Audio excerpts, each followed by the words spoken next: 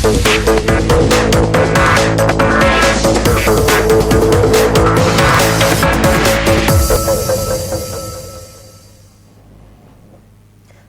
High নিউজে সকলকে স্বাগত। সঙ্গে রয়েছে আমি ঋতু। শুরু করছি স্পোর্টস টুডে। শুরুতেই দেখে নেব আজকের হেডলাইন্স।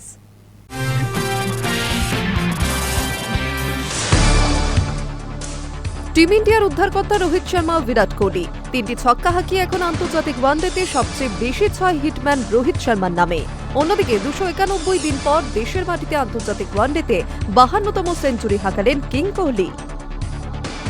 প্রায় 1 মাস পর আন্তর্জাতিক ক্রিকেটে ফিরে দুর্দান্ত সেঞ্চুরি। তবে কোহলি কখনো অতিরিক্ত প্রস্তুতিতে বিশ্বাসী নন। পাশাপাশি অবসর ভেঙে তার টেস্টে ফেরার জল্পনাতেও জল ঢাললেন স্বয়ং কোহলি। সুনীলরা পারেননি। শক্তিশালী ইরানকে হারিয়ে অনূর্ধ্ব-17 এশিয়ান কাপের মূল পর্বে ভারত। পিছিয়ে পড়েও দুরন্ত জয় ছিনিয়ে নিয়েছে ব্লু কোল্টসরা।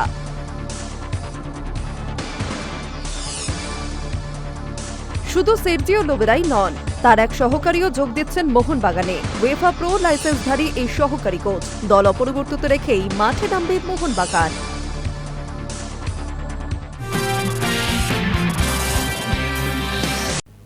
টেস্ট সিরিজে চুনকামের লজ্জা, ঘরে বাইরে প্রবল সমালোচিত।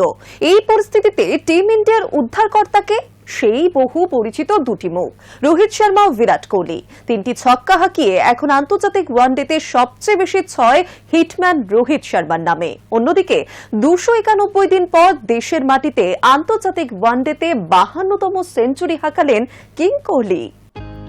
টেস্ট সিরিজে চুনকামের লজ্জা, ঘরে বাইরে প্রবল সমালোচিত। আক্ষরিক অর্থেই যেন গম্ভীর গৌতম।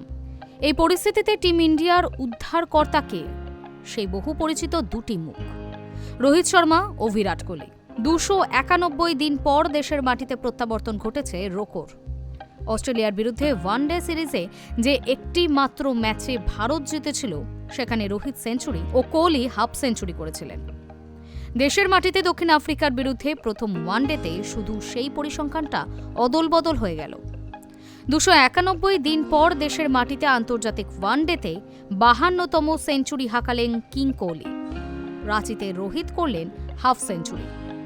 প্রোটিয়াদের হয়ে মার্কো জনসেন ও করবিন বশ পাল্টা লড়াই দিয়ে একটা চেষ্টা করেছিলেন ঠিকই, তবে 350 রানের বিরাট লক্ষ্য তাড়া করতে তারা পারেননি।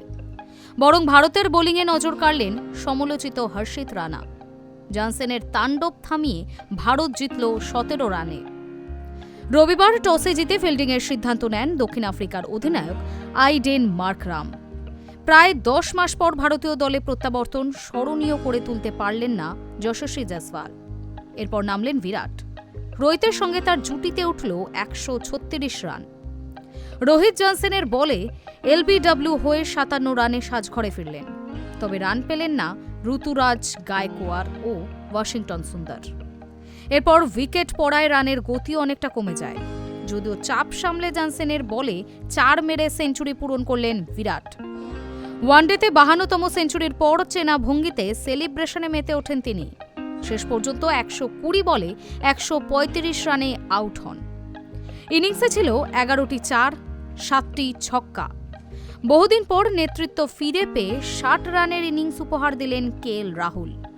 20 বলে 32 রানের গুরুত্বপূর্ণ ইনিংস খেলেন রবীন্দ্র জাদেজা। শেষ পর্যন্ত দক্ষিণ আফ্রিকার সামনে 350 রানের লক্ষ্য রাখে ভারত।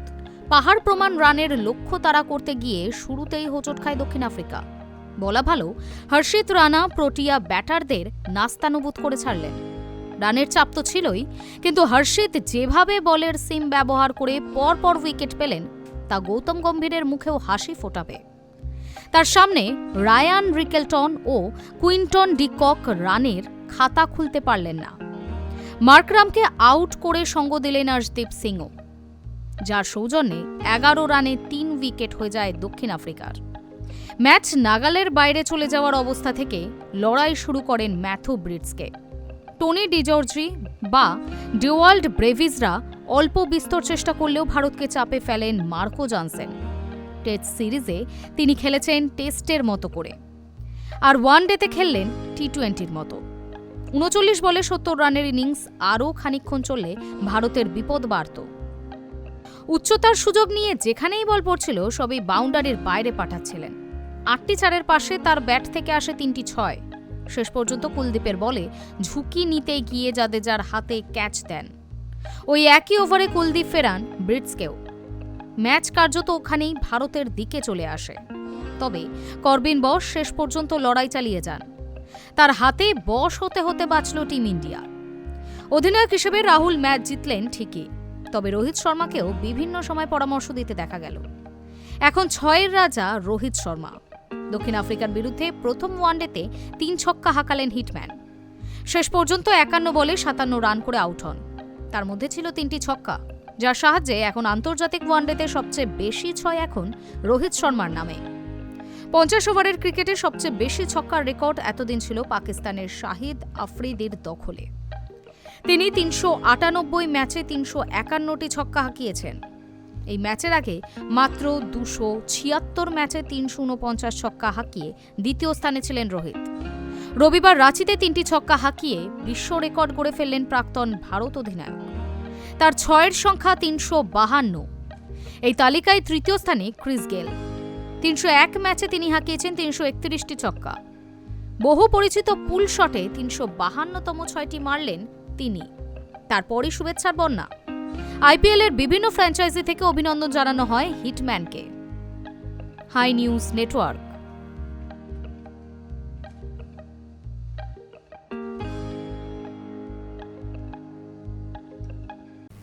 প্রায় 1 মাস পর আন্তর্জাতিক ক্রিকেটে ফিরে দুর্দান্ত সেঞ্চুরি। রাঁচিতে অনবদ্য ধ্রুপদী ইনিংস উপহার দেওয়ার পর বিরাট কোহলি জানিয়ে দিলেন তিনি কখনোই অতিরিক্ত প্রস্তুতিতে বিশ্বাসী নন। পাশাপাশি টেস্ট সিরিজে টিম ইন্ডিয়ার চুনকামের খরা কাটাতে অবসর ভেঙে তার টেস্টে ফেরা জল্পনাতেও জল ঢাললেন কোহলি স্বয়ং।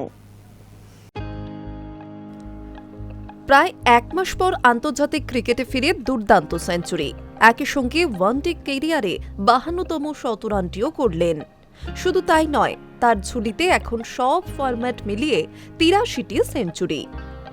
রাঁচিতে অনবদ্য ধ্রুপদী ইনিংস উপহার দেওয়ার পর বিরাট কোহলি জানিয়ে দিলেন তিনি কখনো অতিরিক্ত প্রস্তুতিতে বিশ্বাসী নন।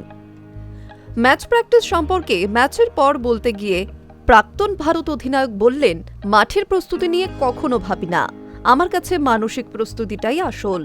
আমি কঠোর পরিশ্রমে বিশ্বাসী। যতক্ষণ শারীরিকভাবে সুস্থ এবং মানসিক তীক্ষ্ণতা রয়েছে ততক্ষণ জানি আমি ঠিক আছি। ম্যাচের আগের দিনও বিশ্রামে কাটিয়েছি। মাথায় রাখতে হবে আমার বয়স এখন 37। রিকভারির জন্য পর্যাপ্ত সময় প্রয়োজন। এভাবেই এতদিন খেলে এসেছি, আর এখন তো শুধু একটা ফরম্যাটেই দেশের হয়ে খেলি। এই ওয়ানডে সিরিজ শুরুর দিন 2-1 আগেই রাঁচি এসেছিলেন বিরাট। ভারতীয় দলের সঙ্গে যোগ দেওয়ার আগে নিজেকে প্রস্তুত করে নিয়েছিলেন। এই ব্যাপারে বিরাট বলেন, আমি রাঁচির পরিবেশটা বুঝতে চেয়েছিলাম। এদিনের ইনিংস সম্পর্কে বিরাট বললেন, পিচ ভালো ছিল। 20 থেকে 25 ওভার একটু ধরে খেলেছি। পরের দিকে পিচ একটু মন্থর হয়ে গিয়েছিল। চেষ্টা করেছে খেলাটা উপভোগ করার। শুরুটা ভালো হলে এবং পরিস্থিতি বুঝে নিতে পারলে বাকি কাজগুলি সহজ হয়ে যায়। এক্ষেত্রে অভিজ্ঞতা কাজেও লাগে। রাঁচিতে 5 ইনিংসে এটা বিরাটের 3য় সেঞ্চুরি। জাতীয় নির্বাচক কমিটি মনে করেন আসন্ন বিজয় হাজার ট্রফিতে খেললে বিরাটের প্রস্তুতি আরও ভালো হতো। এই প্রসঙ্গে বিরাট তার দৃষ্টিভঙ্গি স্পষ্ট করে দিয়েছেন। তার বক্তব্য, যদি আপনি খেলার সঙ্গে যুক্ত থাকেন, অনুশীলনে আপনি ভালো শট মারতে পারেন এবং 1 ঘন্টা বা 2 ঘন্টা ব্যাট করতে পারেন, তাহলে বুঝবেন আপনি ঠিক জায়গাতেই আছেন। খেলাটাকে আপনি কতটা উপভোগ করতে পারছেন সেটাই আসল কথা। সম্প্রতি দক্ষিণ আফ্রিকার বিরুদ্ধে ঘরের মাঠে টেস্ট সিরিজে চুনকাম হতে হয়েছে টিম ইন্ডিয়াকে। এই পরিস্থিতিতে এমন খবর প্রকাশ্যে আসে যে টেস্টে হাল ফেরাতে তার দ্বারস্থ হবেন বিসিসিআই কর্তারা। টেস্টের আঙিনায় ফিরতে আবার নাকি অনুরোধ করা হবে বিরাট কোহলিকে। সেই জল্পনায় জল ঢাললেন স্বয়ং কোহলি। রাঁচিতে ম্যাচের পর কোহলি বলেন, আমার বয়স এখন 37। রিকভারির জন্য পর্যাপ্ত সময় প্রয়োজন। এভাবেই এতদিন খেলেছি। 300টা ওয়ানডে খেলেছি। যদি আপনি খেলাটার সঙ্গে যুক্ত থাকেন, অনুশীলনে আপনি ভালো শট মারতে পারেন এবং 1 ঘন্টা বা 2 ঘন্টা ব্যাট করতে পারেন, তাহলে বুঝে নেবেন ঠিক জায়গাতেই আছেন। এছাড়া মানসিকভাবে প্রস্তুত থাকাটাও দরকার। 120 বলে 135 রানের ম্যাচ জেতানো ইনিংস উপহার দিয়েছেন বিরাট। ম্যাচের সেরাও নির্বাচিত হয়েছেন তিনি। পুরস্কার নেওয়ার পর সঞ্চালক হর্ষ ভোগলে তাকে প্রশ্ন করেন, এখন একটাই ফরম্যাটে খেলছে, ভবিষ্যতেও কি এভাবেই দেখা যাবে কোহলিকে? জবাবে কোহলি বলেন, আগামী দিনেও এভাবেই আমাকে দেখা যাবে। ক্রিকেটের একটা ফরম্যাটেই খেলছি আমি। কোহলির এমন মন্তব্য থেকে স্পষ্ট টেস্ট ক্রিকেটে ফিরে আসার কোনো সম্ভাবনা নেই বিরাট কোহলির। সম্প্রতি এক ক্রিকেট ওয়েবসাইটের প্রতিবেদনে বলা হয়েছিল, দক্ষিণ আফ্রিকার বিরুদ্ধে চুনকামের পর কোনো ক্রিকেটারকে অবসরের সিদ্ধান্ত পুনর্বিবেচনা করার অনুরোধ করা হতে পারে। কিছুদিন আগেই নাকি এই বিষয়ে ভাবাও হয়েছিল, তবে নির্দিষ্ট কারণ নাম করা হয়নি। তখনই উঠে আসে কোহলির নাম। তবে বিসিসিআই সচিব দেবজিৎ সাইকিয়া একে অবশ্য গুজব বলে উড়িয়ে দিয়েছিলেন। তিনি বলছেন, বিরাট কোহলি সম্পর্কে যা বলা হচ্ছে তা গুজব, ওর সঙ্গে এই বিষয়ে কোনো কথাই হয়নি, গুজবে কান দেবেন না, এরকম কিছুই ঘটেনি। এবার সেখানে সংযোজিত হলো বিরাট কোহলির মন্তব্য। High News Network.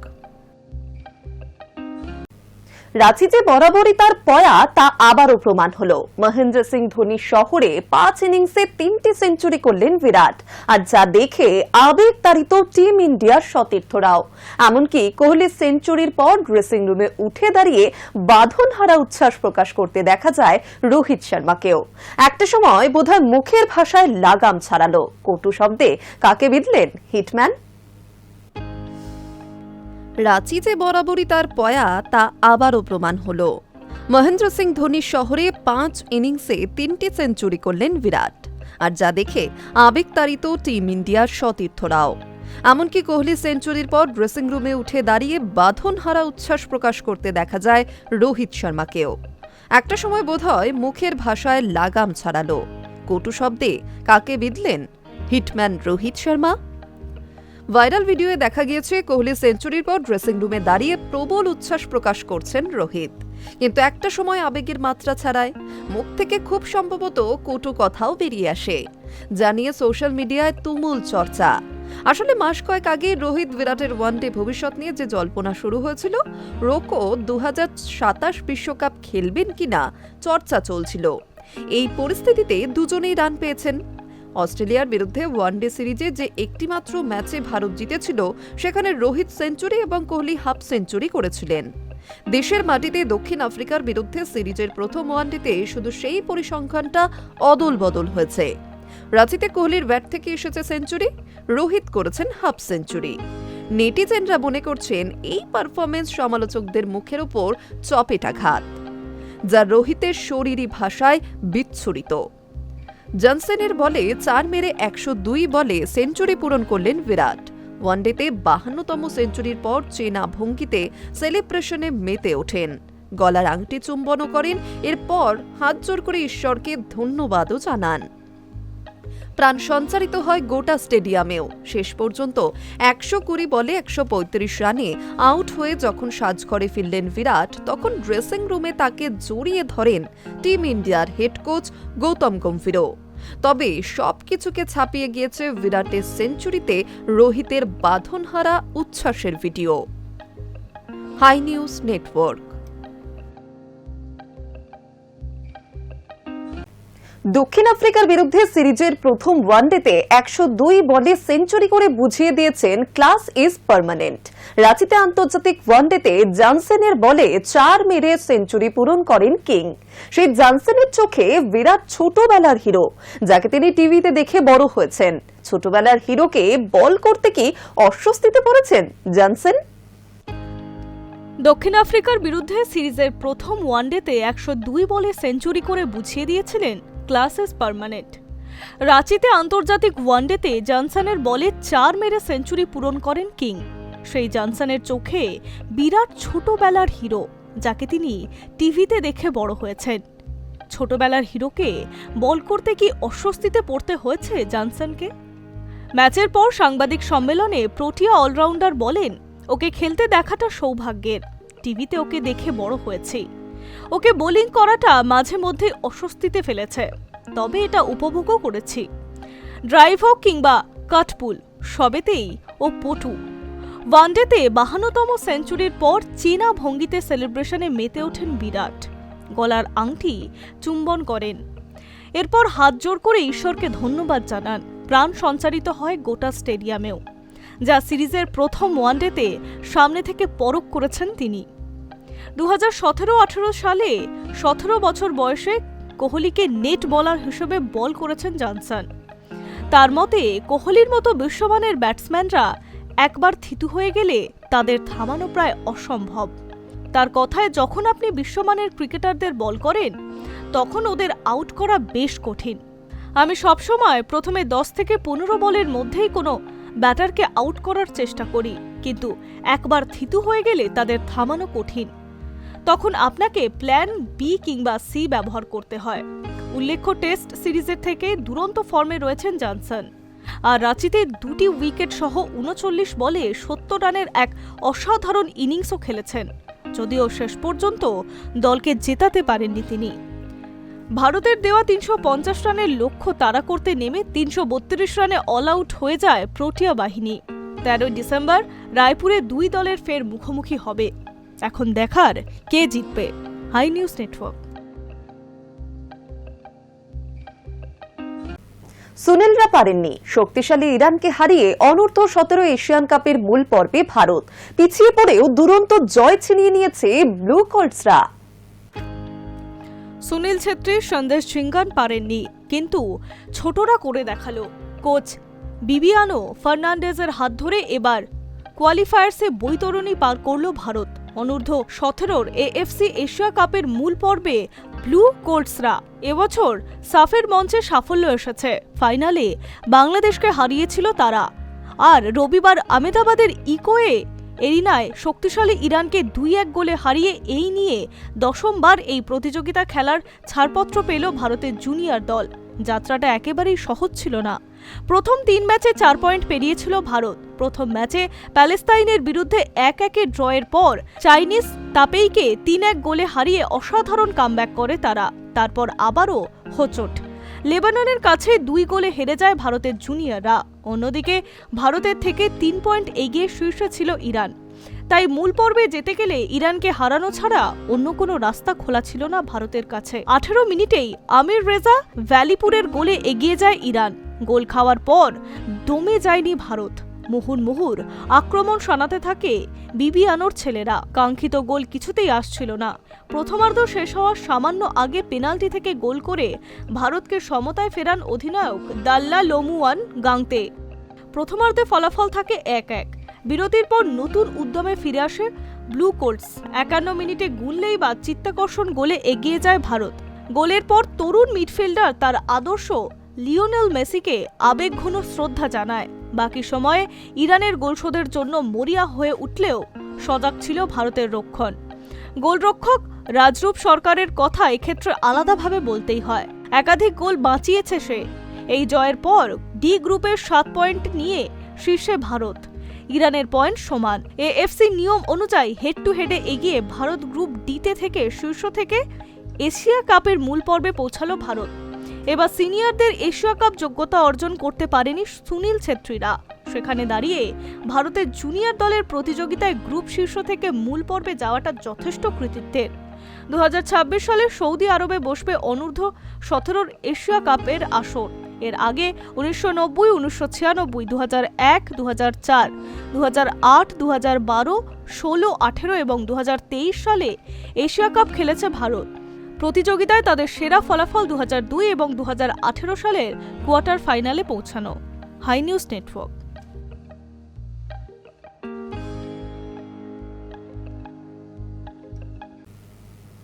শুধু সের্জিও লোবেরাই নয়, তার এক সহকারীও যোগ দিচ্ছেন মোহনবাগানে। উয়েফা প্রো লাইসেন্সধারী এই সহকারী কোচ দল অপরিবর্তিত রেখেই মাঠে নামবে মোহনবাগান। শুধু সের্জিও লোবেরাই নন, তার এক সহকারীও যোগ দিচ্ছেন মোহনবাগানে। ইউএফা প্রো লাইসেন্সধারী এই সহকারী কোচের নাম দেওগ্রাসিয়া মার্কুয়েজ ডাভিড। মলিনার আমলে সহকারী কোচ ইগরকে আর রাখছেন না সবুজ মেরুন। এদিকে শনিবার রাত পর্যন্ত ভিসা পাননি মোহনবাগানের নতুন কোচ লোবেরা। শহরে আসতে শুরু করে দিয়েছেন মোহনবাগান ফুটবলারেরা। রবিবার তাদের মেডিকেল টেস্ট হবে। সোমবার থেকে ফিজিক্যাল ট্রেনারের তত্ত্বাবধানে মাঠে নেমে যাওয়ার কথা। আইএসএল হলে যাতে শুরু থেকেই জেসন কামিন্সদের পুরোপুরি ফিট পাওয়া যায় সেই দিকেই প্রধান লক্ষ্য হবে মোহনবাগানের নতুন কোচ লোবেরার। তবে কোচিংয়ে বদল হলেও দলে আপাতত বিরাট কোনো বদল হচ্ছে না। জানা গিয়েছে মলিনার সময়ের দল নিয়েই খেলবে মোহনবাগান। রেখে দেওয়া হয়েছে গোলকিপার কোচ বা ফিটনেস ট্রেনারদের। আপাতত তিনি ভিসা পাওয়ার অপেক্ষা করছেন। যদি রবিবারের মধ্যে একান্তই ভিসা না পেয়ে শহরে পা না রাখতে পারেন লোবেরা, তাহলে যতদিন তিনি আসছেন না ততদিন মোহনবাগানের ফিজিক্যাল ট্রেনাররা অনুশীলন শুরু করে দেবেন। তিনি এসে পরে যোগ দেবেন অনুশীলনে। এই মরশুমে এখনো পর্যন্ত ওড়িশা এফসি নিজেদের দল গুছিয়ে উঠতে পারেনি। তাদের ভবিষ্যৎ কি সেটাও বোঝা যাচ্ছে না। এমন পরিস্থিতিতে মোহনবাগান থেকে প্রস্তাব পাওয়ার পর আর সেই প্রস্তাবে না করেননি তিনি। বুধবার দুপুরেই ওড়িশার সঙ্গে সরকারিভাবে চুক্তি ছিন্ন করেন লোবেরা। সন্ধ্যার পর ওড়িশা এফসির তরফ থেকে গোল্ডেন হ্যান্ডশেকের কথা ঘোষণা করে দেওয়া হয়। এদিকে মোহনবাগান ম্যানেজমেন্টও তৈরি ছিল মলিনাকে নিয়ে। মলিনার সঙ্গে তারাও গোল্ডেন হ্যান্ডশেক করার পরই দ্রুত লোবেরার সঙ্গে চুক্তি চূড়ান্ত করে মোহনবাগান কোচ হিসাবে সরকারিভাবে লোবেরার নাম ঘোষণা করে দেওয়া হয়। উল্লেখ্য, মুম্বাই সিটিকে একই মরশুমে আইএসএল লিগ শিল্ড ও কাপ জিতিয়েছেন লোবেরা। 2023 সালের মে মাসে ওড়িশা এফসিতে যোগ দেন এই স্প্যানিশ কোচ। তার কোচিংয়ে 2024 সালে সুপার কাপের ফাইনালে গিয়েছিল ওড়িশা, যদিও চূড়ান্ত লড়াইয়ে ইস্টবেঙ্গলের কাছে হেরে যায় তারা। লোবেরার অধীনে 2023-24 আইএসএলের চতুর্থ স্থান অর্জন করে ওড়িশা। তবে গত মরশুমে 7 নম্বরে শেষ করেছিল তারা। Hi News network.